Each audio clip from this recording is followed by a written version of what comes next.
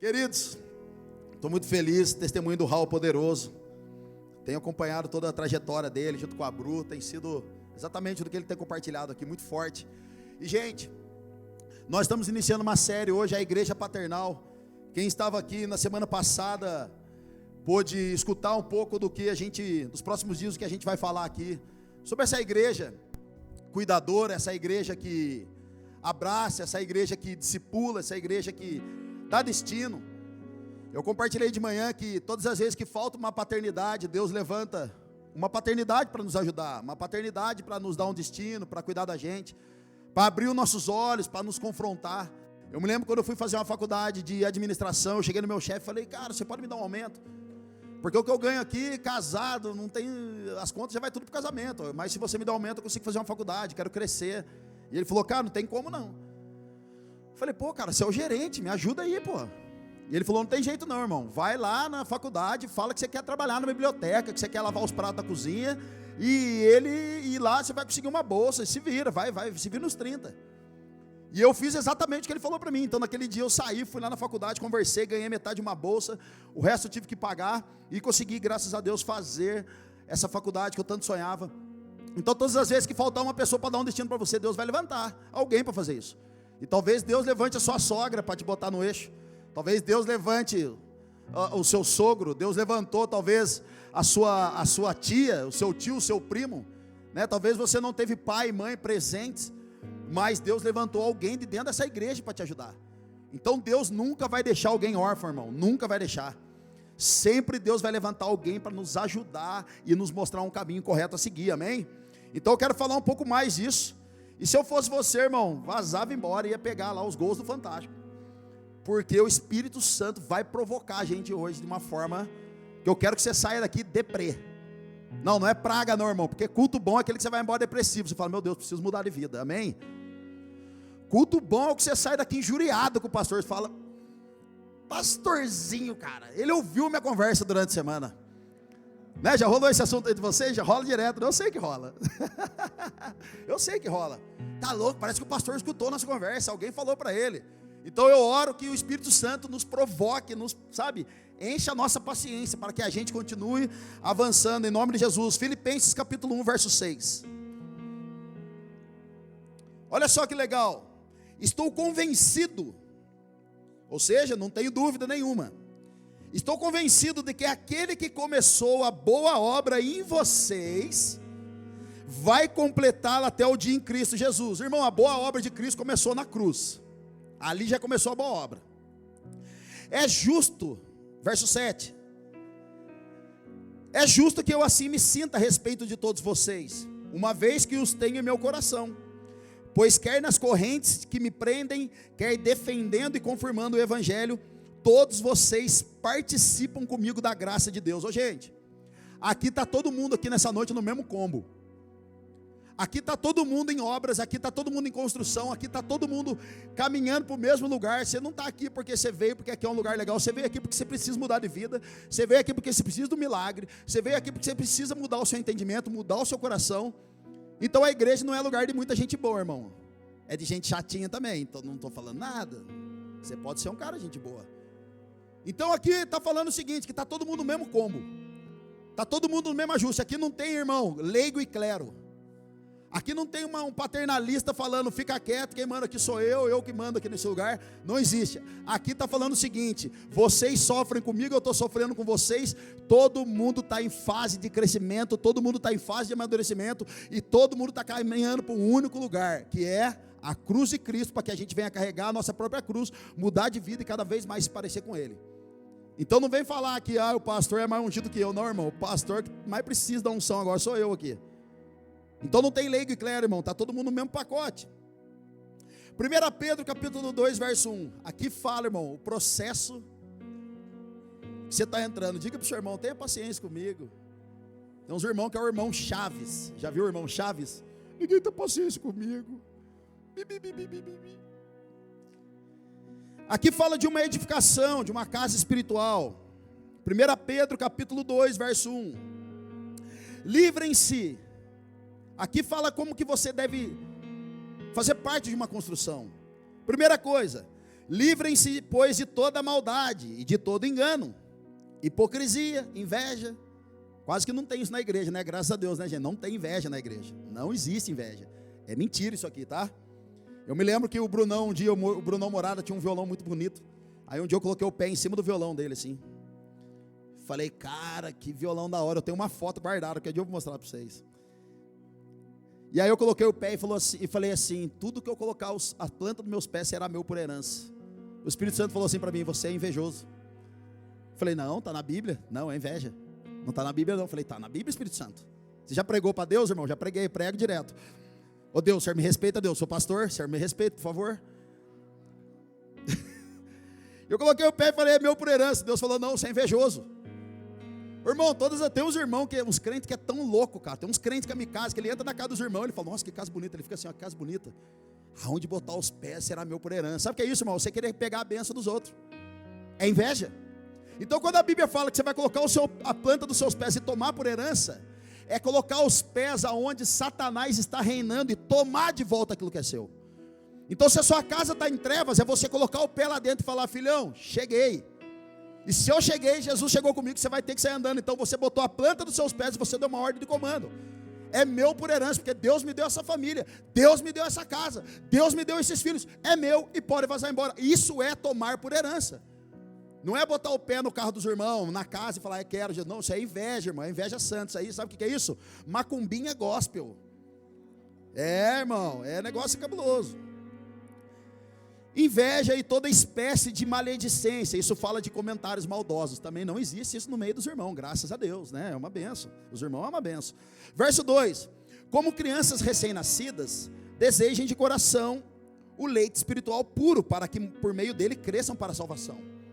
Agora que provaram que o Senhor é bom, à medida que se aproximam dele, a pedra viva, guarda essa palavra, pedra viva, rejeitada pelos homens, mas escolhida por Deus e preciosa para ele, vocês também estão sendo utilizados. Eita, você que fala que Deus não usa você aí, ó.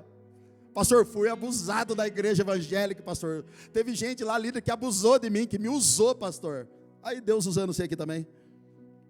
Vocês também estão sendo utilizados como pedras vivas na edificação de uma casa espiritual. É por isso que Jesus não é marceneiro, Jesus é carpinteiro.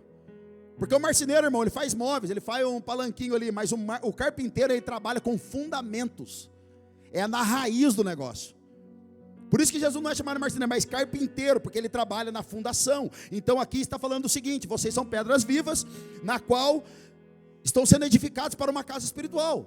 Então vocês estão sendo muito bem fundamentados para crescer em graça, sabedoria, misericórdia, ciência das coisas, responsabilidade das coisas. Para o que, Xandão? Para serem sacerdócio santo.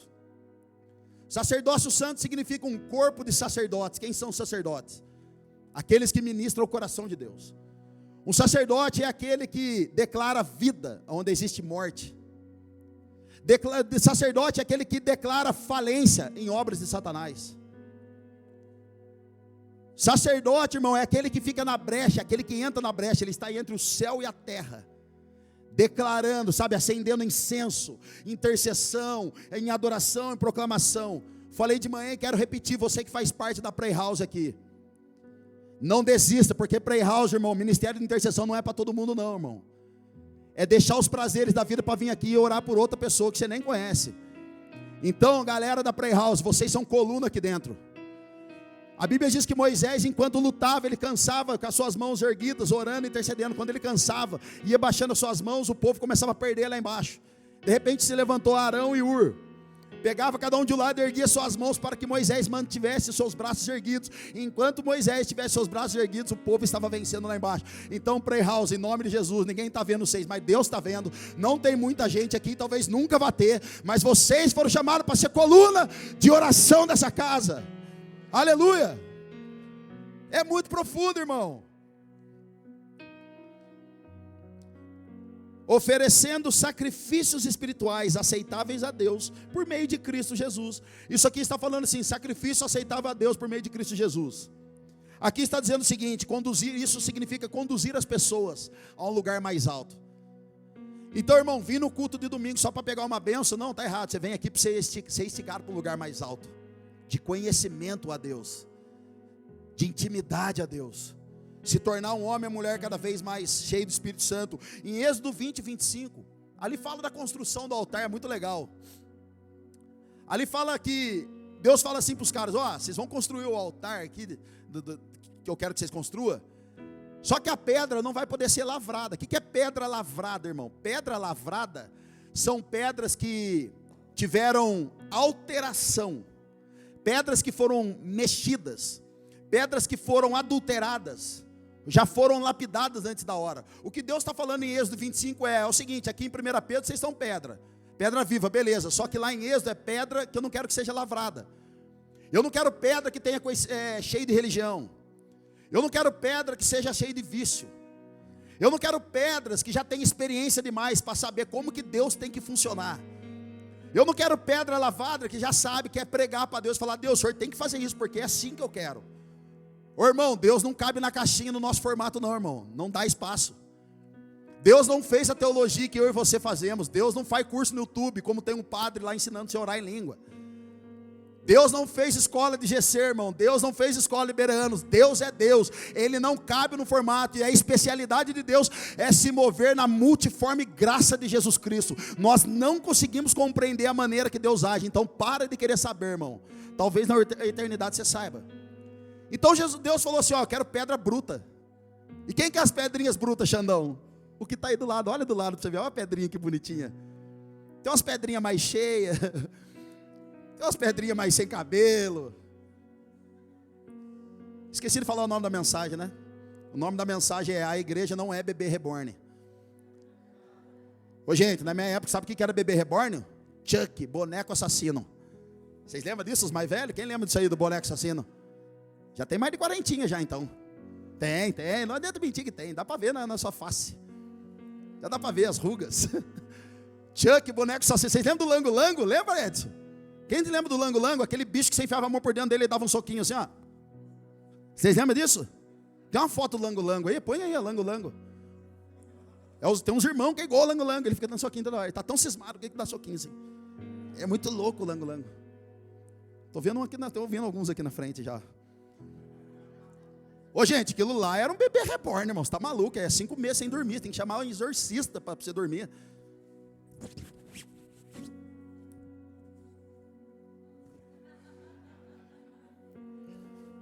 Receba! Oxe, então era para você cair agora, mano. Nós combinamos, pô. Então olha só, vamos voltar para a pregação. Gente, Deus falou o seguinte: eu quero pedra bruta.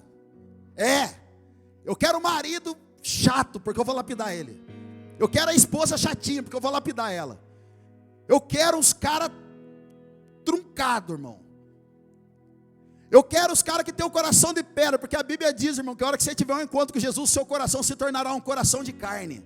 Eu gosto de ver os caras brutos que entram pelaquela porta, que eles são tudo bichão. Começa o louvor, eles ficam fazendo beicinho assim. Aí fala para a esposa: vou no banheiro, já volto. Você é o lango-lango, irmão. Sei que você quer enganar, não, mas não engana não. Então Deus está falando assim: eu quero pedra bruta, não quero gente da experiência, gente que já sabe, cara que está 40 anos no evangelho e eu sei de tudo. Não, irmão, Deus está falando: eu quero gente que possa ser quebrada por mim. Eu estou à procura de um povo que eu possa morar dentro, que eu possa lapidar conforme a minha cara, que eu possa utilizar do meu jeito, da minha maneira de ser. Gente, já percebeu como que um ourives trabalha com ouro? Ô gente, um ourives pega um ouro, uma pedra bruta, e eu não sei se você já percebeu que o símbolo da poema é um diamante. É uma pedra preciosa. E diamante você é lapidado com outro diamante. Então o ourives pega aquela pedrinha e ele fala assim: cara, eu preciso colocar ela. Como que ele sabe que ela está bom para uso, para consumo, ou para colocar ali para vender?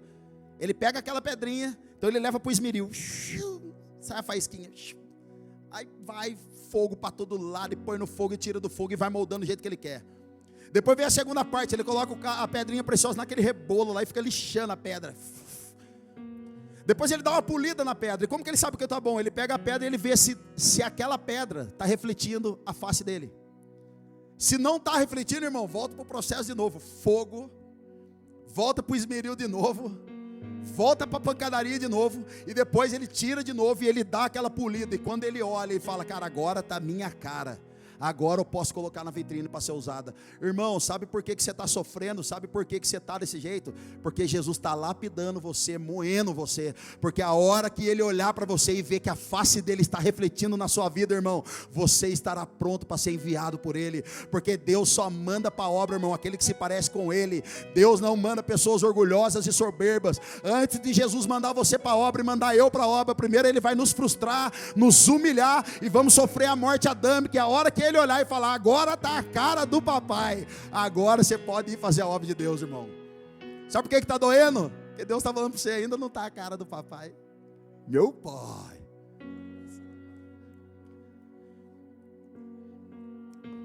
Então Jesus disse para Pedro, Pedro, você é brutão, né, mano? Você é bichuru, né? Você é bichuruzão, anda armado, tem medo de nada, bate de frente todo mundo, né, Pedro? Sim. Então, só que agora eu vou mudar. Agora você vai chamar Petros, ou seja, fragmento de pedra. Você vai ser uma pedrinha, e através dessa pedra gigante, dessa rocha, edificarei a minha igreja. Então todo mundo aqui, irmão, é um fragmento de uma pedra, e através da grande rocha chamada Cristo Jesus, estamos sendo transformados à semelhança dele. À medida que nós estamos sendo lapidados, nos aproximamos do Senhor, estamos nos tornando também uma pedrinha viva em nome de Jesus, amém? Romanos capítulo 12, verso 1, portanto, irmãos, rogo-lhes pela misericórdia de Deus, que se ofereçam em sacrifício vivo, santo e agradável a Deus. Este é o culto racional de vocês, irmão. A primeira parte que nós precisamos entender: você quer sofrer alteração na sua vida, irmão? Começa a mergulhar no rio de Deus, no fogo de Deus. Começa. Uma coisa que falta para muita gente, irmão, para a nossa igreja, para muitos lugares, é a tal da contemplação. De manhã nós contemplamos a face do Senhor, e nesse momento de adoração, talvez alguém aqui ficou meio perdido. Nossa, mas o louvor está meio devagar hoje. Nossa, mas o louvor daqui é tão feliz, tão para cima, irmão. E quem falou que a alegria acabou?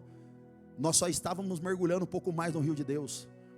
Sabe o que nós estávamos fazendo nesse exato momento que a adoração aqui, ensinando a igreja a mergulhar mais, a aprofundar mais, a mergulhar no rio mais, a contemplar. Sabe o que é contemplar, irmão? É o dia que você não abre a boca para nada, você fica só com o seu zoinho fechado, coloca um louvor na sua casa e fica lá, e me mostrou um rio, e você não pensa em trabalho, você não pensa em conta, você não pensa na esposa, você não pensa em ninguém, você está face a face com o seu amado, adorando e clamando santo. É aquele momento que você apaga as luzes do seu quarto, começa a praticar o Mateus 6,6, e nós nos juntamos com os 24 anciãos, com os quatro seres viventes. É a hora que nós nos prostramos e começamos a dizer santo, santo, santo. O nome disso é contemplação. Alguns de nós precisam voltar para esse lugar de novo, contemplar as maravilhas do Senhor, contemplar a glória do Senhor, contemplar a presença do Senhor. O que nós estávamos fazendo aqui não era cantando somente uma canção, nós estamos aqui valorizando a presença do rio de Deus que estava passando aqui, estávamos contemplando a presença do Senhor que estava nos tocando. Nós precisamos voltar para esse lugar. Como que a gente volta? Romanos 12. O culto racional de vocês vai para o altar voluntariamente. Sabe o que é ir voluntariamente para o altar, irmão? Ninguém convida você para você vir no play house, você vem sozinho, você vem queimar. Ir para o altar voluntariamente não é quando o Raul faz um ofertório e fala, gente, está aqui o QR Code, pega, aprendi com o Edson, está aqui o QR Code, está aqui não sei o que. Não, irmão. Sabe o que é um culto de adoração a Deus? Você não vem vazio para Deus encher, irmão, você chega cheio para esvaziar. É o contrário, Matoso. Você não chega aqui falando, Deus, dá dinheiro para mim, você fala, Deus, está aqui, eu estou devolvendo o que o Senhor já me deu. Adoração, querido, é o contrário. Você não chega aqui vazio e fala, Deus me enche. Você vem cheio de Deus, irmão, e você chega aqui, você lança suas coroas. Você chega aqui, você lança suas coroas aos pés do rei, e você fica contemplando, e você fica, Maranata, hora vem, Maranata, hora vem. Isso é contemplar, cara. Então esse é o culto de vocês, santo e agradável, culto racional. Por que Paulo está falando culto racional, irmão? E o que é o culto racional? Aquele que você vai voluntariamente para o altar, é aquele que você se entrega por inteiro. Mas o culto irracional é aquele que você foge do propósito. Se você acender um fogo aqui, colocar um animal aqui perto, qualquer tipo de animal, ele vai sair correndo, vai queimar ele. Mas Paulo está falando aqui, não, mano. Quando acender o fogo estiver queimando, não sai correndo não, entra para dentro. Porque o fogo de Deus, ele queima, mas não mata. Moisés um dia chega lá no Monte Sagrado, e aí Deus fala assim, ei, tira as sandálias. O lugar que você pisa agora é santo. Esses dias vieram falar para mim aqui, ontem aqui, a gente conversando sobre o altar, né? E eu falando, gente, vocês sabiam que o altar ele não é sagrado? Daí os caras, esse altar aqui é feito de madeira, bambu, cimento, pedra, carrapicho, está tudo aqui, irmão. Só que a Bíblia fala no Velho Testamento que tinha um altar, e no Novo Testamento o altar agora somos nós. É o nosso coração, é o altar. Então Moisés chega no Monte Santo, Deus falou, tira a sandalinha para nós aí, por favor. Tira a sandalinha, porque o lugar que você pisa é santo. Moisés está de frente com a sarça ardente, fica maluco. E na versão NTLH, diz que ele fala assim, meu Deus, que coisa esquisita é essa? Uma árvore pegando fogo e não queima? Que coisa esquisita é essa? Esse povo está sob pressão dia e noite no trabalho, está sem dinheiro na segunda-feira, o aluguel está vencendo, está sem dinheiro, o cara está na igreja queimando. Que coisa esquisita é essa? Ô irmão, está escasso o povo que queima em meio às tretas do dia a dia, está escasso. Nós estamos acostumados a queimar no dia que está bom, irmão, mas está escasso o povo que queima na hora que está tudo ruim. Tira a sandalinha, Moisés. Sabe por que Deus está falando isso para Moisés? Moisés, sabe por quê? Você é muito experiente. Sandália, irmão, fala de caminhada. Fala de um trajeto que você já trilhou. Então Deus está falando assim, ó, tira a caminhada, que o que eu vou mostrar para você não sabe de nada ainda. Tira a sandalinha aqui, as suas experiências, deixa de lado. Entra aqui agora na minha pegada, na minha caminhada, e eu vou mostrar coisas para você que você nunca viu na sua vida, Moisés. Porque os meus caminhos são mais altos do que os seus, os meus pensamentos são muito mais altos. Jeremias 29, verso 11, sou eu que conheço o plano que tenho para vocês, plano de fazer vocês, todo mundo aqui nessa noite, prosperar e não de causar dano a vocês. Vamos lá, alguém, cara? Agora, irmão, se você não consegue confiar num Deus assim, não dá, irmão. Tem que tomar passe. Você sabia que uma mulher um dia chegou no Leandro lá e falou, pastor, eu vim aqui para você dar um passe em mim. Lá em Taubaté, o Leandro falou assim, é mesmo? É. Você pode me dar um passe? O Leandro fez assim, diabo, passe daqui para lá, para fora dela. Só para você dar risada.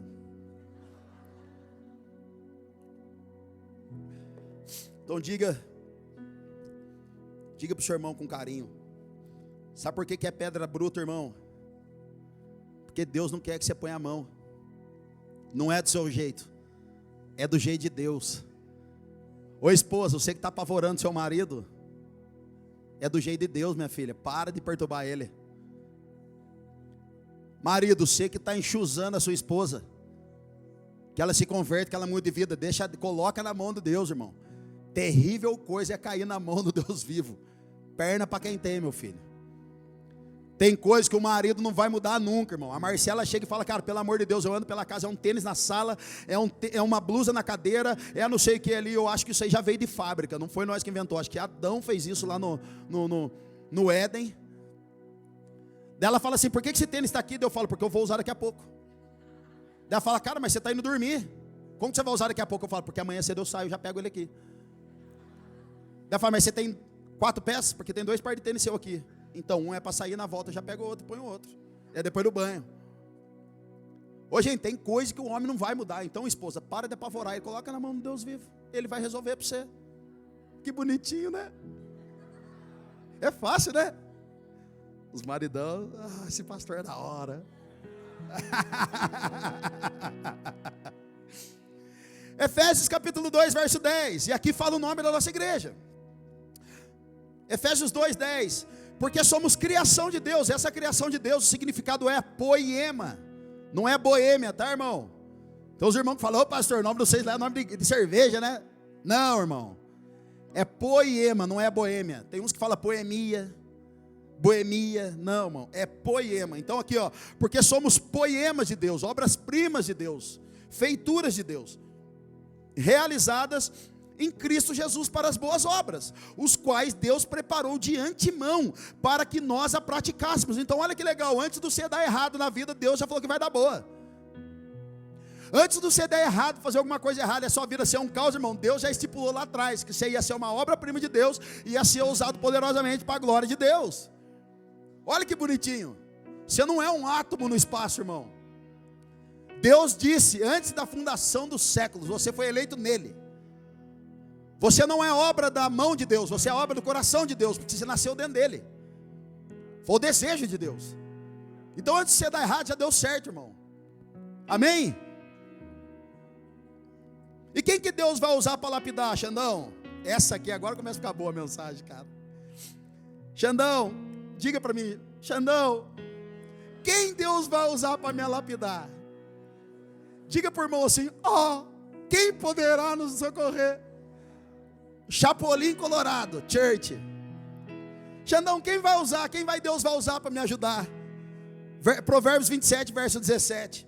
Assim como o ferro afia o ferro, o homem afia o seu companheiro. Sabe quem que vai ajudar você a ser lapidado, irmão? Esse cara sou eu. Já dizia profeta Roberto Carlos. Tem uma música dele, gente. Jesus Cristo, Jesus Cristo. Já ouviu isso aí? Esse louvor? Jesus Cristo, eu estou aqui. Eu vejo uma nuvem que vai passando. Mano de Deus, velho. Cara, tem uma dele também muito boa, viu? Todos estão surdos, é o nome da música dele. Ele fala de Jesus, cara. Olha só, Roberto Carlos falando de Jesus. E você não fala. É brincadeira. Brincadeira. Esse cara sou eu. Diga para o seu irmão, ninguém tem paciência comigo. Diga para o seu irmão, estamos em obras. Querido, Deus, uma igreja paternal, sempre vai ser levantado irmãos para tratar as nossas vidas. Sempre. Eu nunca vi na minha vida coisas que acontecem somente dentro da igreja. Ô gente, Deus levanta os irmãos que é tão profício, os caras é sniper. Os caras têm mira laser para falar uma coisa que fere você pro resto da sua vida. Cara, tem uns irmãos que são especialistas em acertar você no meio. Para deixar você bravo, mal-humorado, você não quer voltar para a igreja, você não quer fazer mais nada, porque o irmão falou aquilo para você. Ô gente, tem 2 lugares na terra que o ferro afia o ferro, é dentro do casamento e é dentro da igreja. Então se você não aguenta a pressão dos irmãos, irmão, você não vai aguentar a pressão da grande tribulação também. Se você não tem maturidade para aguentar a pressão dos irmãos aqui, velho, porque é treta, você não vai ter maturidade para aguentar o dia que o couro comer, irmão, a hora que Jesus voltar. Porque vai ser treta. Eu me lembro que um dia eu saí da Poema em Taubaté, chegou um jovem, piazão. Ô Xandão, posso falar com você? Eu falei, fala aí, irmão, beleza, Rafinha, como é que tá? Firmeza, beleza. Fala aí. Ô Xandão, com muito carinho queria falar para você, cara. Todas as pessoas que vêm falar com você, você vira as costas para elas e deixa elas falando sozinha. Vem um irmão falar com você, você fala com ele. Aí chega o outro, você para falar com o outro e vai falar com o outro. Aí o outro chega, você para e você dá as costas para todo mundo e você não resolveu nada com ninguém.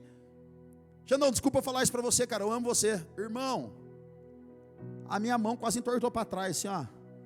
Quase minha boca torceu, eu quase endemoniei. Dentro de mim eu estava assim, moleque. Quem pensa que ele está falando? Em 13 anos de idade. Cara, quando a minha ira foi abaixando, eu falei, Rafinha, me perdoa, eu sou assim mesmo. Eu marco o tempo com todo mundo e não marco com ninguém. Né, amor? Eu marco um tempo com o irmão na igreja, terça-feira, daqui a pouco chega 2 casal junto. No mesmo horário. Daí a Marcela, o que é isso, cara? Eu falei, já que não deu certo mesmo, um problema na agenda aqui, vai os 2 juntos já mesmo, já tem de uma vez. Irmão, eu faço um rolo atrás do outro, você não tem noção. Mas tenham paciência comigo, eu estou em obras. Eu estou em obras. Cara, eu passo meu WhatsApp para todo mundo, irmão, e não respondo quase ninguém. A Marcela manda mensagem para os irmãos da igreja. Alguém pode falar pro Xande que eu quero falar com ele? É assim. Cara, um dia eu estou pregando numa igreja, falando de um testemunho poderoso. Aí eu lá pregando e tal, e a Marcela estava assistindo ao vivo. E eu contando que as pessoas lá foram me abraçar, me elogiaram de uma coisa que eu tinha feito. E eu saí lá e fiquei ali pregando, e eu desci do palco lá, e a galera começou a encerrar o culto. E a Marcela me ligando. E eu olhei e falei, depois eu atendo todo o culto. E eu tinha testemunhado que um dia um cara falou para mim: ô Xandão, você é da hora, você é um cara muito zica bom, tá? Não é o zika vírus não, é o zica bom. Você é muito bom. Daí a Marcela mandou assim para mim no Instagram: ô Zica, você pode atender a sua esposa? Eu falei: meu Deus.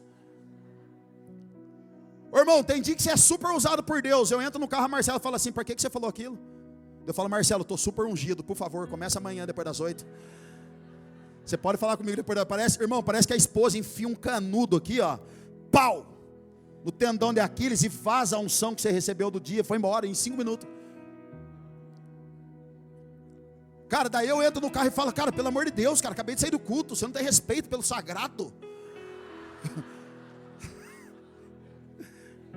Tem respeito pelo sagrado não. Eu não sei se a sua esposa já falou para você, mas a minha já falou para mim: essa é ungidão, né? Trata todo mundo bem na igreja, mas em casa não, né? Já ouviu isso? É, irmão, eu escuto.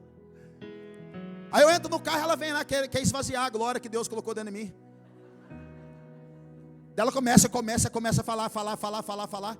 Ou vai falar que você nunca deu uma brigadinha com a sua esposa para vir para o culto. Tá chegando perto da igreja, sai a treta. Nunca? Mentirosinho.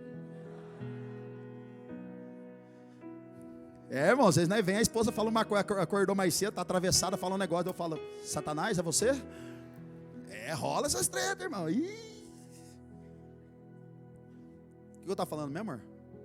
Até me perdi. Então o irmão chegou em mim e me apavorou, cara.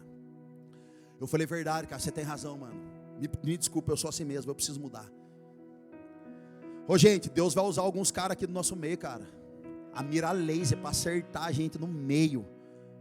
E se a gente rebater a hora que ele falar algo que a gente precisa mudar, irmão, significa que a gente está muito vivo ainda para nós. E se Deus está levantando alguém para enxergar algo em nós e falar em amor, mas fala em amor. Falar em amor, em graça e porque ama, queridos, seremos afetados por esse amor, seremos transformados. Então, por favor, cara, quando alguém falar alguma coisa que você não gosta, irmão, pensa, ora e pede ajuda. Fala: irmão, ora por mim.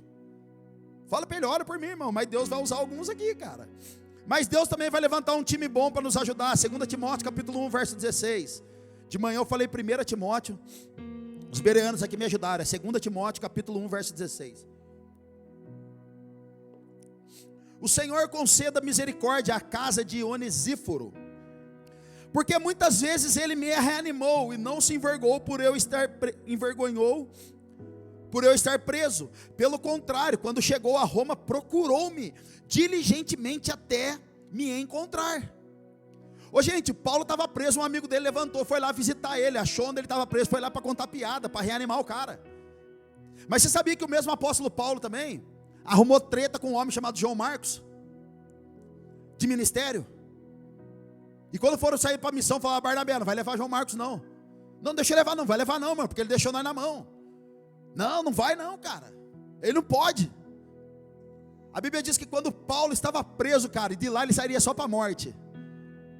Então Paulo escreve uma das suas cartas, em Filipenses, a carta da alegria, e fala: por favor, tragam-me aqui João Marcos, porque ele é útil para o meu ministério.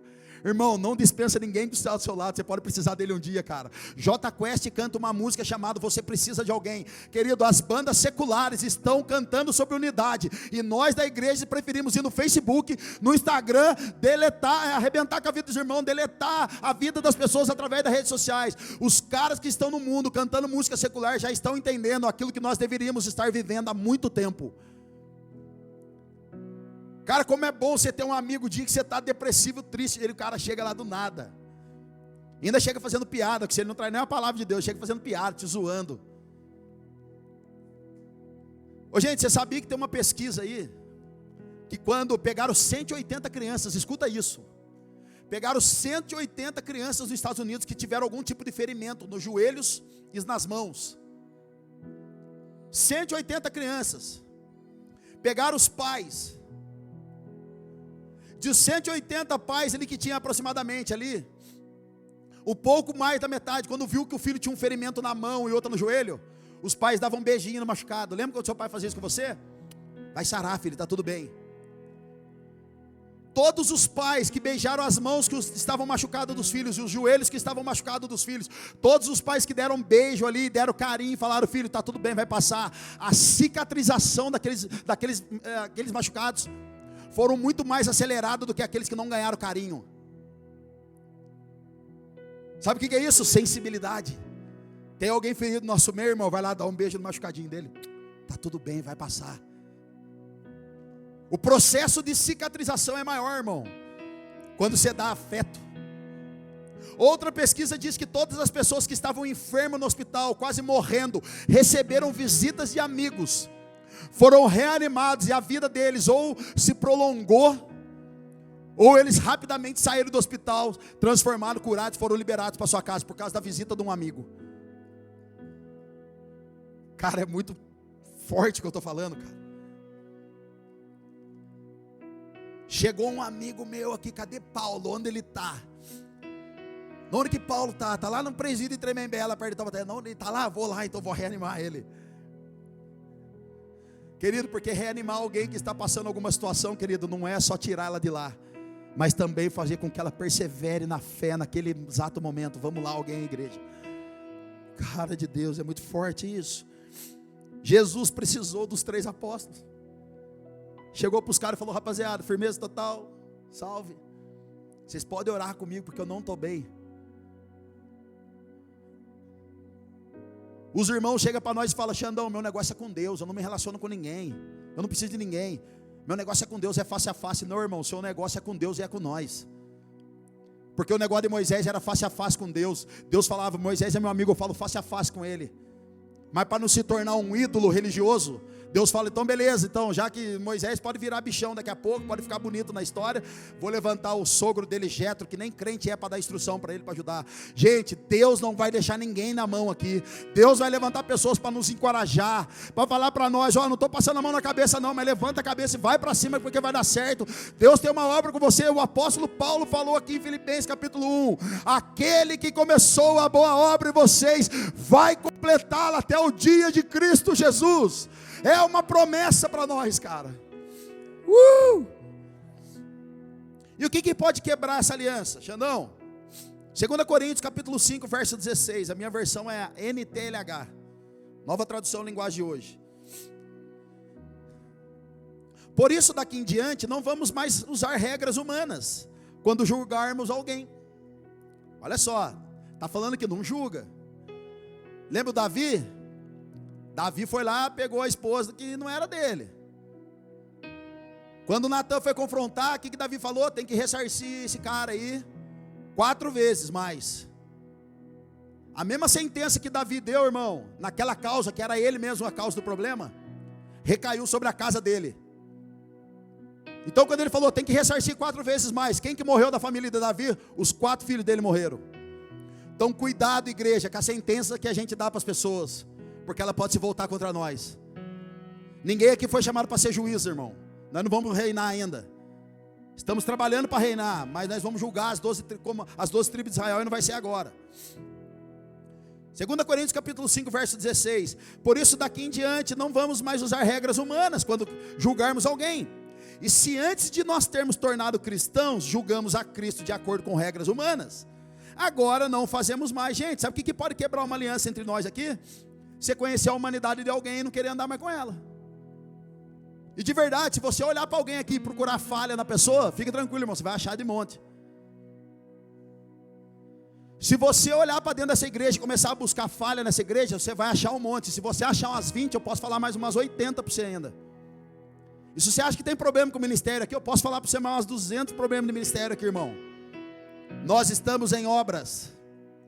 Estamos sendo construídos como pedras vivas, estamos sendo lapidados, estamos sendo moldados. Graças a Deus, essa igreja aqui, nós temos acho que 5 ou 6 funcionários aqui, graças a Deus. E quando eles vão entrar para trabalhar aqui dentro, a gente já fala assim: ó, cara, cuidado, viu? Por quê? Estou tão feliz de trabalhar na igreja. Você chega aqui na Poema e você fala: ai, que igreja da hora, tão fofinha. Não, irmão, talvez daqui 6 meses você não acha nós tão fofo assim, não. Aí a gente fala para os irmãos: gente, você vai trabalhar com nós aqui, mas cuidado, viu? Você vai ver umas coisas que você não vai gostar. Vocês vão ver a humanidade do pastor, você não vai gostar. Quer conhecer o Xandão, irmão? Pergunta para a Marcela. Quer conhecer a Marcela? Pergunta para mim. A minha esposa não erra. Ela é perfeita. Semana passada eu falei, meu bebezão reborn. Você está me tirando aí, eu tiro também. Alguém pode nos aconselhar aqui, por favor? Ai, cara, que da hora, né, velho? É da hora, cara, da hora demais. Arrumou o pneu, gente. Lembra que eu falei? Que ela destruiu o meu pneu? Lembra que ela destruiu? Graças a Deus, com R$80. Foi uma benção. E aí escorreu para a Bruna do Raoni. E essa semana ela foi sair com o carro do Raoni, estourou o pneu, daí não teve jeito, rasgou mesmo.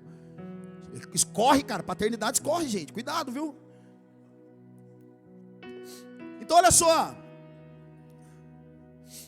Olha que legal, o que é honra, Xandão? Querido, eu falei para Marcela ir embora daqui hoje. O nosso nível de honra precisa aumentar com os irmãos. E o que é honra? Honra é saber dos defeitos das pessoas e mesmo assim continuar caminhando com ela. É entender que eu preciso de você e você precisa de mim, mesmo sabendo dos seus defeitos. Jesus sabia dos defeitos dos discípulos, sim ou não? Sabia, e mesmo assim foi o quê? Caminhou com eles.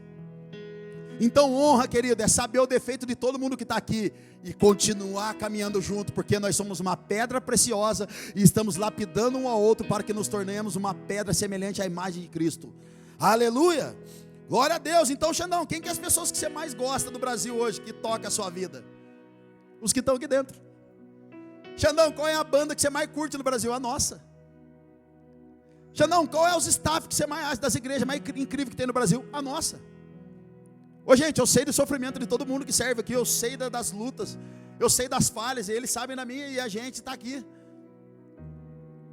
Eu não posso querer honrar todo mundo que está lá fora, sendo que tem gente aqui perdendo a vida por causa de Cristo, irmão, que merece honra no nosso meio. Agora olha só, 1 Coríntios capítulo 4, verso 14, essa versão aqui é a mensagem. Aí os teólogos, mas a mensagem não é Bíblia. A minha é, eu que comprei, eu que sei. 1 Coríntios capítulo 4, verso 14. Não estou escrevendo para brigar, nem para criar algum desconforto. Poeminhas. Escrevo como um pai. Escrevo como um pai, meus filhos. Amo vocês e quero que sejam adultos, não crianças mimadas. Diga, criança mimada. Sabe o que é criança mimada, irmão? Tudo que você faz para ela fica de beicinho. Não passei no caça-talento, fica de beicinho. Não colocaram eu para servir. Pastor passou do meu lado, não deu pai do Senhor. As pessoas não têm tempo comigo. Tadinho de mim. Ô gente, pessoas mimadas aqui não crescem nunca. Elas querem as coisas tudo para ela. É o ego dela, é o prazer dela, é o ventre dela. O ventre dela é um Deus para ela. Tudo gira em favor dela. Não entendeu que o evangelho ainda é renúncia. O evangelho não tem a ver comigo, tem a ver com o meu irmão ao lado. Então o que Paulo está falando é: para de ser criança mimadinha, que fica de beicinho. Esposas, por favor, não fica passando a mão na cabeça do seu marido não, deixa ele entrar no processo. O marido precisa se tornar a glória de Deus, e a mulher é a glória do homem. Então, marido, se você gosta de andar nos panos bonitão e a sua esposa não, está errado. Se você gosta de ter um carro legal, andar nos panos e gastar coisas com você e seus filhos, não, está errado. O homem é a glória de Deus e a mulher a glória do homem. Então, se vocês quiserem ver se eu sou um homem de Deus ou não, irmão, olha para a vida da Marcela e veja como eu estou tratando ela. Um dia um jovem queria servir aqui e o jovem dava muito trabalho. Eu falei, cara, ele é até da hora, mas dá muito trabalho. Mas vamos fazer o seguinte, vamos dar uma graça para ele, vamos. O que a gente faz? Pergunta para a esposa dele se ele pode servir. A esposa falou, não, ele está de castigo. Falei, por favor, prega no domingo. Fala lá para nós. Ô gente, não sejam crianças mimadas. Há muita gente que não vê a hora de apontar o dedo para o que vocês têm feito de errado. Gente, olha isso. Há muita gente que não vê a hora de apontar o dedo para o que vocês têm feito de errado. Mas não há muitos pais dispostos a investir tempo e esforço para ajudá-los a crescer. Cara, tem muita gente para apontar. Não pode servir porque tem 3 meses de igreja. Não pode, ele não sabe nada porque ele só tem 1 ano de conversão. Ele não pode servir, ele não pode ceiar, ele não pode fazer isso porque ele ainda é novo na fé. Ele não pode servir no ministério de staff, ele não pode cantar, ele não pode fazer parte de nada porque ele não sabe de nada. Ele não se converteu ainda. Querido, tem gente de 40 anos dentro da igreja que ainda não se converteu. E nós estamos neutralizando os pequeninos que estão chegando famintos na igreja. Ô gente, tem um casal aqui na nossa vida aqui, maravilhoso, cara, a Pri e o Julião. Cara, eles têm um testemunho poderosíssimo no Instagram. E esses dias eles mandaram uma mensagem para a Marcela lá e falaram assim: Má, a gente queria servir e o Júlio teve o AVC. Eles têm um testemunho muito forte. E o Júlio tem um AVC e a gente não pôde servir. Aí a gente está paralisado nisso, né? E por causa da condição que a gente tem hoje com o Júlio, os cuidados que a gente tem com o Júlio. Mas a gente sempre amou servir. Ô gente, você quer arrumar um rolo comigo, cara? É Eliabe querer se plantar no meio da igreja para proibir o povo, cara. A Marcela contou para mim, eu falei: o quê? Coloque eles para servir, cara. Não existe limitação para Deus, irmão. Deus não tem problema com limitação. Ontem o Júlio veio aqui, eu falei: Júlio, o próximo caça-talento, nós vamos estar lá em cima, irmão. Você e eu, correndo com a cadeira de roda, nós vamos causar na igreja.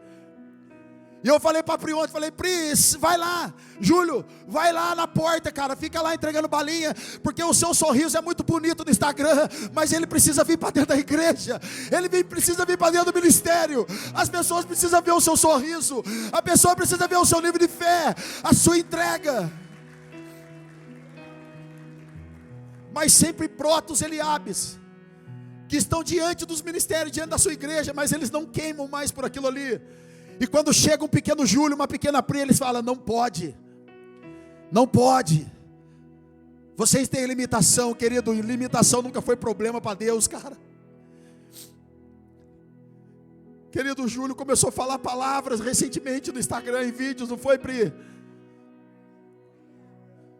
Estamos orando por você, Julião. Você é uma voz. Você é uma voz. Ô igreja, vamos lá, cara.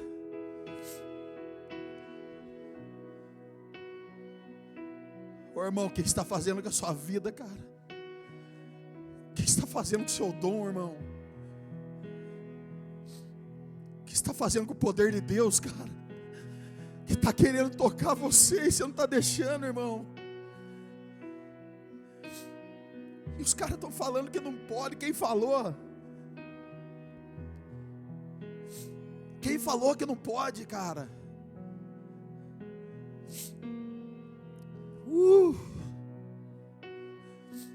Vamos se tornar uma igreja paternal, cara. Gente, um dia eu fui chamado na escola porque a psicóloga foi lá ver uma criança na sala de aula e viu minha filha. Minha filha estava se tornando a líder da gangue lá. Aí a psicóloga falou: vou chamar o pai. Quem que é o pai dessas crianças aí? Ela foi ver um outro piazinho lá, viu a Malu. Falou: ixi, mano, vai virar gangue. Então eu chego na escola lá e eu falei: meu Deus, cara, já vou dar uns tapão na orelha da Maria Luísa, cara. Ela fez alguma coisa, mordeu outra criança, sei lá o que ela fez. Fiquei louco, cara. A Marcela: calma. A psicóloga veio e falou: tudo bem, pai, mãe, tudo bem. E aí, Pisse?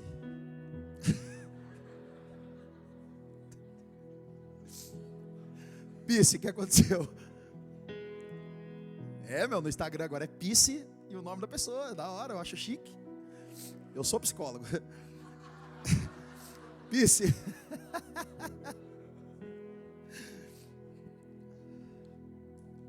E aí ela falou assim: pai, eu observei a sua filha precisa ser frustrada. Ela tem um espírito de liderança muito forte nela, ela precisa ser frustrada. Falei: Pisse, é o seguinte, eu faço parte de uma igreja que você não está entendendo. Quase não se prega vitória lá. É frustração 24 horas. Ela vive nesse ambiente, ela é fruto desse ambiente. Ela falou: então, mas vocês têm que ajudar ela mais. Falei: tá bom, o que eu faço? E a Pisse falou assim para mim: ó, você confronta a sua filha de cima para baixo, quando ela faz alguma coisa errada. Porque 95% dos pais, 99% dos pais, quando vão corrigir os filhos, é de cima para baixo. Você faz isso? Como que você faz, pai? Falei, ela fala um negocinho errado lá, eu já chego apavorando, né, Pisse? Não tem jeito. Daqui que você fala, eu falo, Maria Luísa, qual que é? Quer ir para o quarto já, menina? O que é isso? Tá achando que você é quem? Daí a Pisse falou, tá tudo errado. Você tem que abaixar. Você tem que abaixar lá, pai. Mãe, abaixa, olha no olho da criança. Assim você está descendo no nível da criança. Se você fala de cima para baixo, você causa medo. Você causa retração, ansiedade. Você se parece mais como um senhor feudal do que um amigo. Falei, Pisse, quer pregar? Faça isso, porque você está descendo no nível dela, irmão. A hora que ela falou aquilo, explodiu dentro de mim. Falei, é isso. Querido, que se levantem pessoas que vão descer no nível da outra. Paternalismo sempre vai gritar com o povo de cima para baixo, mas uma igreja paternal vai descer no mesmo nível. E nós vamos olhar no olho, nós vamos falar, amigão, é esse o caminho. Uma paternidade espiritual, uma igreja paternal sempre vai trilhar, sempre vai apontar um caminho para que a gente erre menos e trilhe um caminho correto para a glória de Deus. Que se levantem pessoas que vai chegar no GC e não vai dar carteirada porque você tem anos de evangelho, mas você vai descer no mesmo nível de uma pessoa que acabou de casar, vai olhar nos olhos daquela pessoa e vai falar assim, olha, eu tenho 40 anos de casado, eu tenho 25 anos de casado, eu tenho 30 anos de casado, tenho 20 anos de casado. Desce no nível da pessoa que casou agora e fala, deixa eu explicar para você como que funciona um casamento. Nós precisamos de pais espirituais, nós precisamos de uma igreja paternal, e não de uma igreja que vai apontar o erro, mas não vai ter tempo para discipular, para cuidar, para enviar e para restaurar. É essa igreja que nós estamos pregando aqui nesses dias, irmão, uma igreja paternal. Meu Deus. 1 Coríntios 4, verso 16, continuando a mensagem ainda. Olha onde Paulo se tornou paternidade espiritual, irmão. Onde não havia uma. Então você pode trabalhar numa empresa que não tem um líder que é paternal. Você pode ser levantado lá mesmo não sendo líder para dar destino para a galera. Você pode andar de Uber, irmão, e você pode ser uma paternidade de alguém que não teve pai ali a vida inteira. Nós temos o Brunão aqui da igreja, ele é Uber. Cara, o Brunão esses dias deu Uber para uma mulher. A mulher precisava de oração, ele orou pela mulher. A mulher curtiu tanto ele, que meteu ele no grupo da família. Aí ele caiu no grupo da família. E aí galera, daí a galera, meu Deus, deve ser um primo lá da Paraíba, que estava perdido, apareceu agora, de volta para minha terra. E o Bruno está no grupo da mulher, da família da mulher. E aí a gente fica aqui, mas Deus tem que me dar um cargo para eu trabalhar. Não, irmão, você já recebeu. Você já recebeu um destino. Você já recebeu um envio. Sabe na onde? Vão e façam discípulos de todas as nações, os batizando em nome do Pai, do Filho e do Espírito Santo. Está aí o envio, irmão. Vamos lá, igreja. Foi quando Jesus me levou a proclamar a vocês a mensagem de Deus, que me tornei o pai de vocês. Não estou pedindo que façam o que eu mesmo já não esteja fazendo. Gente, uma igreja paternal sempre vai entender que é o seguinte: qual é o modelo? Fazer aquilo que o meu pai está fazendo. O modelo de um filho dentro de uma casa paternal eu só faço o que eu vejo meu pai fazer. A Bíblia diz em Jeremias capítulo 35, ali falava de um povo, os recabitas, estuda lá depois, é muito grande. Jeremias 35 é uma história linda. Os recabitas significa sedentos do vinho. Um dia Deus fala assim: Jeremias, pega os caras, leva eles lá para o templo lá, faz um banquete para os caras, põe o melhor vinho para os caras. Chega lá, mano, põe o Roberto Carlos para os caras escutar. Faz uma mesa farta e leva os recabitas lá. E a hora que você chegar lá, você fala para o recabito: é tudo de graça, aqui não precisa pagar nada, é um banquete para vocês, pode endoidar, pode fazer o que vocês quiserem, está liberado.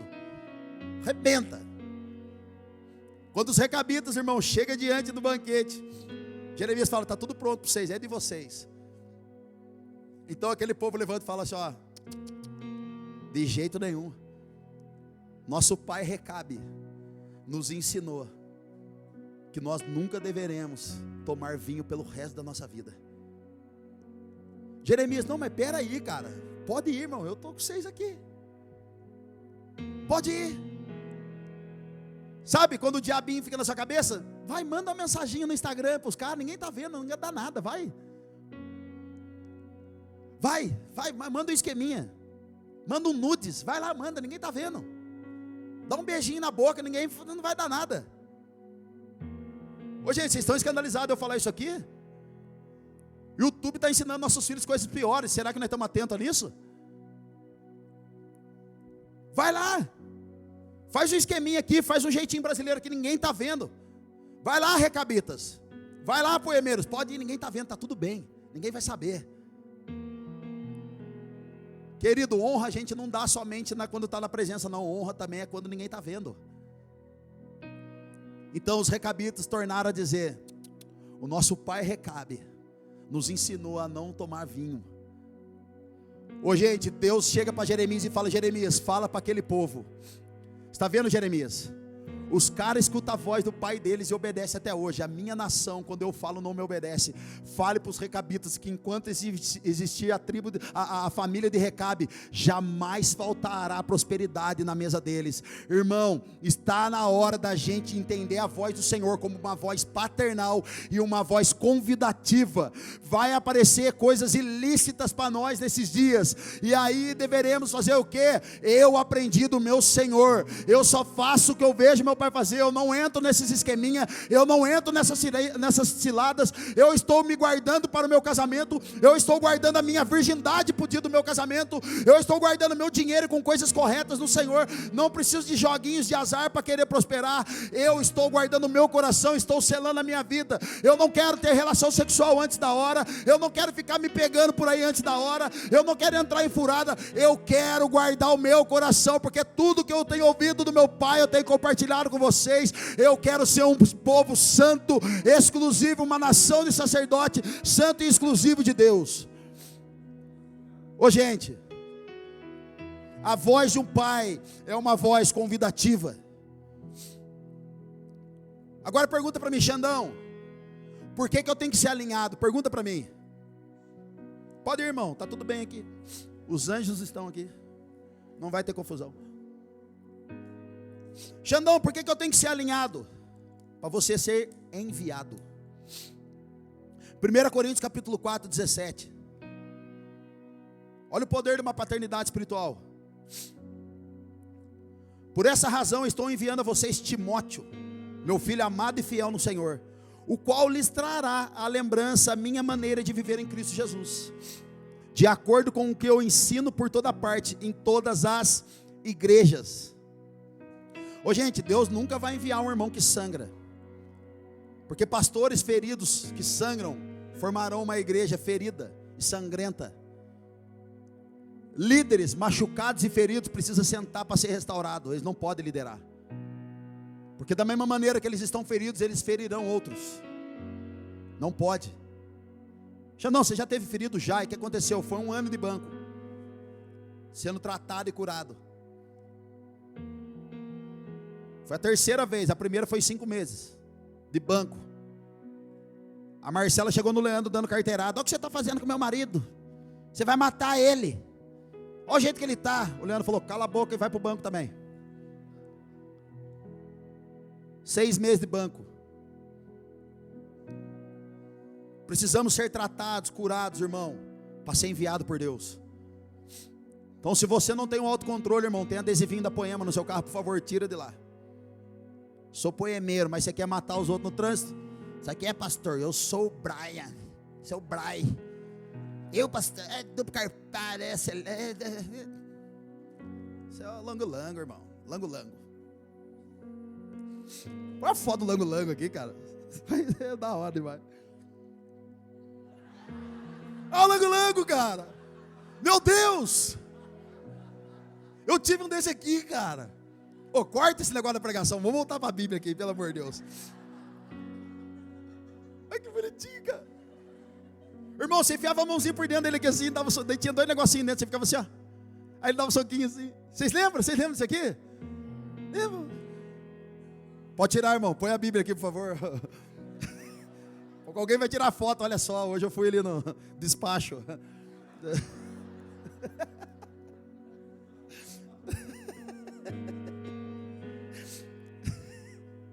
Ô, gente, cuidado, viu, cara?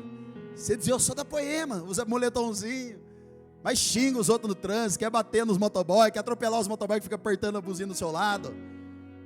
Cuidado, gente, vocês estão sendo vigiados, vocês nem imaginam. Vocês estão sendo vigiados, cara. Já entrou naqueles lugares que tem lá, sorria, você está sendo filmado? É exatamente assim. Então cuidado, cara, cuidado, cuidado. E eu quero encerrar, em nome de Jesus. Eu quero encerrar.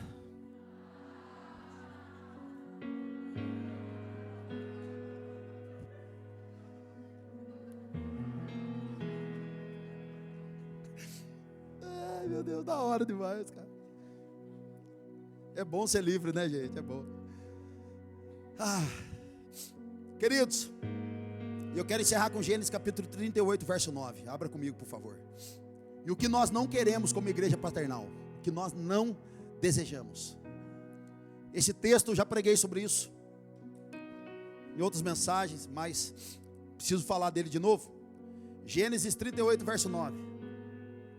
Judá escolheu uma mulher chamada Tamar para seu filho mais velho, mas o Senhor reprovou a conduta perversa de filho mais velho de Judá, e por isso o matou. Então Judá disse a Onã: case-se com a mulher do seu irmão, cumpra suas obrigações de cunhado para com ela, e dê uma descendência a seu irmão. Mas Onã sabia que a descendência não seria sua. Assim, toda vez que possuía a mulher do seu irmão, derramava o sêmen no chão, para evitar que o seu irmão tivesse descendência. O Senhor reprovou o que ele fazia, e por isso o matou também. Então olha só, a cultura daquela época: se o irmão mais velho era casado, ele morre, o irmão mais novo casa com a cunhada. Então eles tinham relações para que a descendência pudesse dar continuidade. Então o irmão morre mais velho, o Onã se casa com a cunhada, e a Bíblia está relatando que todas as vezes que eles tinham relação, ele lançava o seu sêmen por terra, e Deus reprovou aquilo e o matou. Porque Onã entendia, irmão, que é mais fácil ter um bebê reborn, que não dá trabalho por você, do que o irmão que está chegando agora no GC, que dá trabalho demais.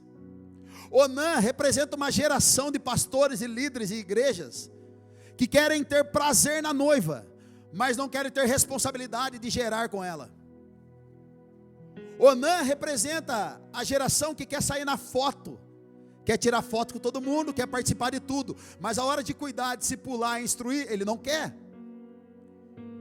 A geração de Onã, irmão, é aquele que no final de uma profecia fala: ó, meu pix está aqui. A geração de Onã é aquela que fala assim: pai, eu estou no cartaz, é tantos mil. A geração de Onã você quer ter tempo com o pastor? Quanto é o seu dízimo na igreja?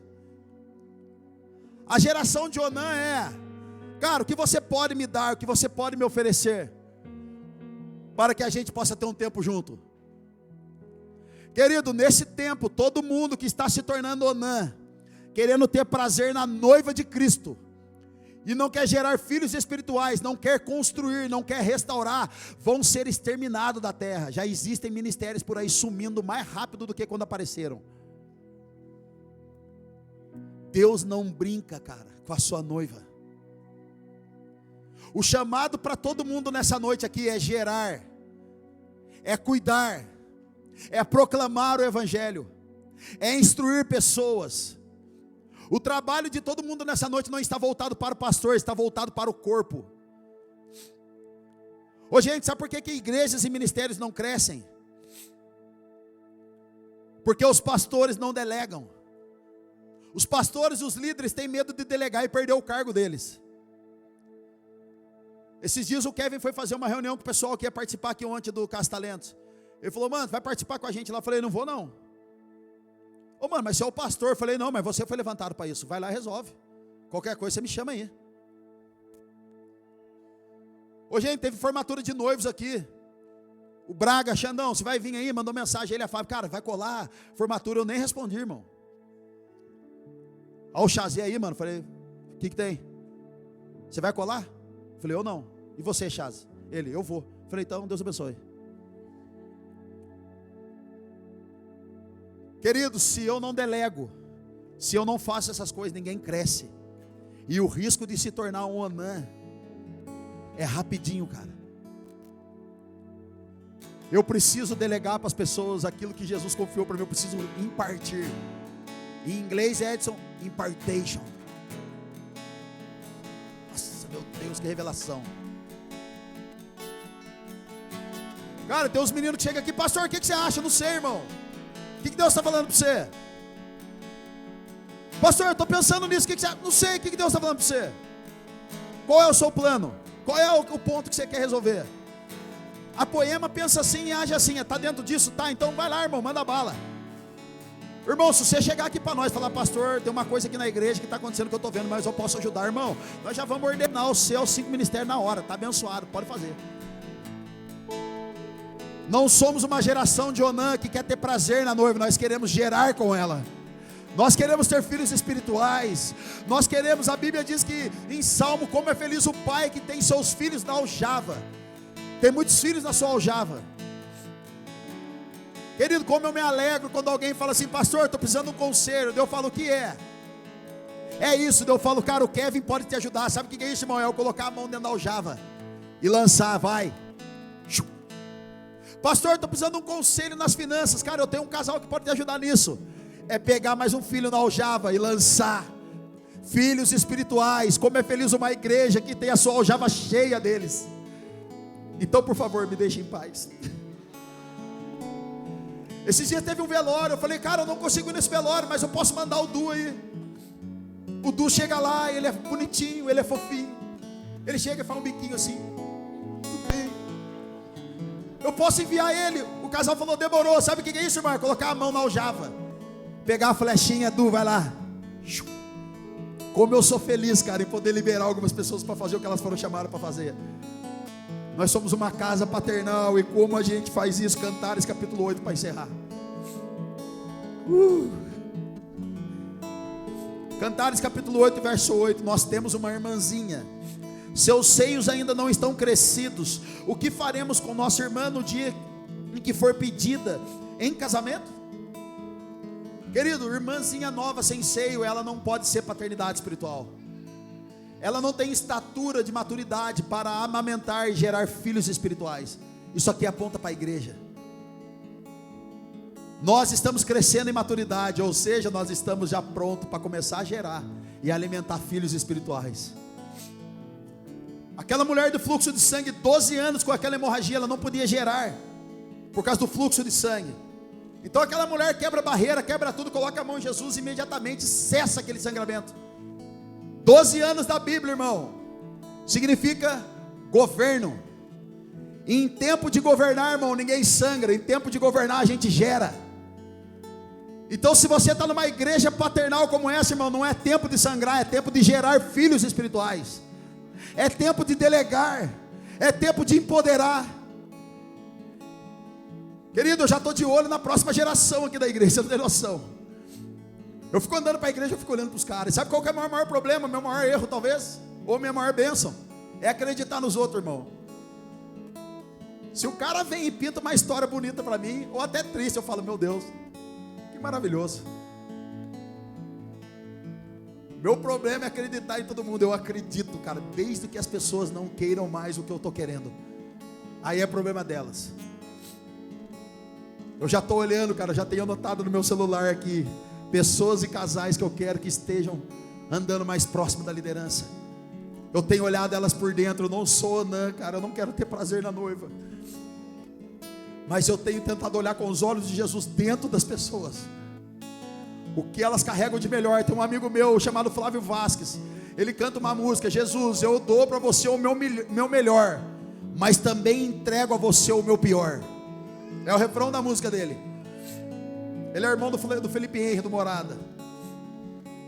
Querido, meu trabalho aqui é olhar dentro das pessoas. É olhar dentro dele e olhar e falar: cara, Jesus gosta dela demais. Então se você tem uma limitação, não é problema para Deus, porque todos os homens que foram usados na Bíblia eram limitados. Todos. Só um que era formado em Harvard, Judas Iscariotes. De resto, meu filho, no dia 1 que era bom ali. E sabe por que nós estamos aqui? Sabe por que Jesus está chamando a gente? Porque a gente nem frutificou nada ainda. Por isso que Jesus falou: eu quero. Eu quero. Lembra daquela passagem onde um Senhor fala assim: olha, essa figueira aí não está dando fruto, arranca ela e lança ela no fogo, queima ela. Então aquele homem chega e fala assim: não, Senhor, deixa eu escavar do lado, deixa eu tocar nas raízes do orgulho, da soberba, metido, se acha, deixa eu tocar nas raízes, Senhor. Se no ano que vem não frutificar, aí sim o Senhor pode cortar e lançar ela fora. Sabe o que é isso? A graça de Deus. Nessa noite tem mais uma unção sobre nós, de cura e restauração, de frutificação, amadurecimento e uma frutificação geracional. Iremos gerar. Estamos entrando em trabalho de parto. Estamos entrando em trabalho de parto, cara. Eu já estou de olho, irmão. Eu já estou olhando no olho dos irmãos. Já deixa eu ver se tem fogo. Se tiver, é isso aí. É isso. Então 12 é para governar. Não é para você ficar sangrando, irmão. E nessa noite Jesus não vai tocar em você, não. É você que vai ter que tocar na orla de Jesus. É você que vai ter que tomar posição, postura. É você que vai ter que trocar sua mentalidade, como o Raul pregou aqui. Jesus está aqui, a orla está aqui, passando aqui. Mas quem que vão ser aqueles que vão levantar e vai tocar e falar: Jesus, essa palavra é comigo mesmo. Ô Jesus, é comigo mesmo esse negócio que o pastor está pregando aí. Sou eu esse cara. Tem situações que Jesus toca, irmão, mas tem outros que é nós que tem que tocar. Agora cuidado. Mário Sérgio Cortella, filósofo do Sul, ele diz que os ausentes nunca têm razão. Os ausentes nunca têm razão. Eles não participam, não se envolvem, não faz nada para restaurar, para construir, e sempre tem algo para falar. Irmão, nós estamos em fase de avanço, e duas pessoas vão aparecer no nosso meio: Sambalat e Tobias. Jesus está chamando a gente para reconstruir os muros, ser paternais.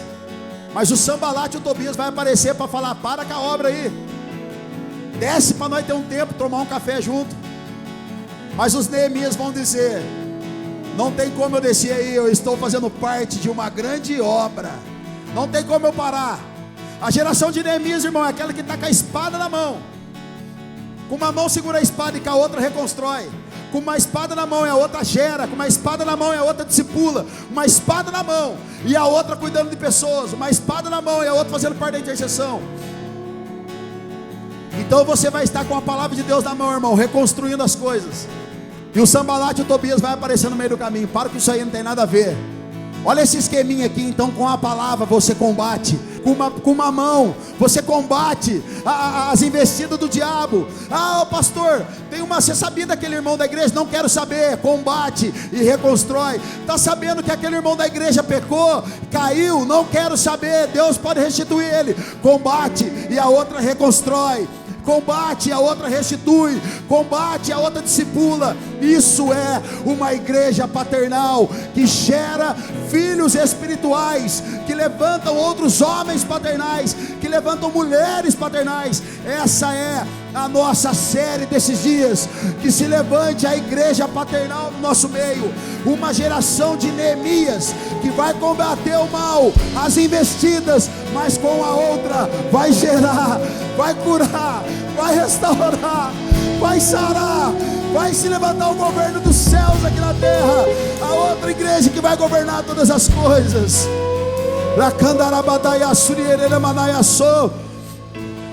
Se você quiser ficar de pé, fique. Quiser ajoelhar, ajoelha. Quiser vir aqui para frente, vem. Se quiser cantar, canta. Fique à vontade, porque você está na casa do Pai.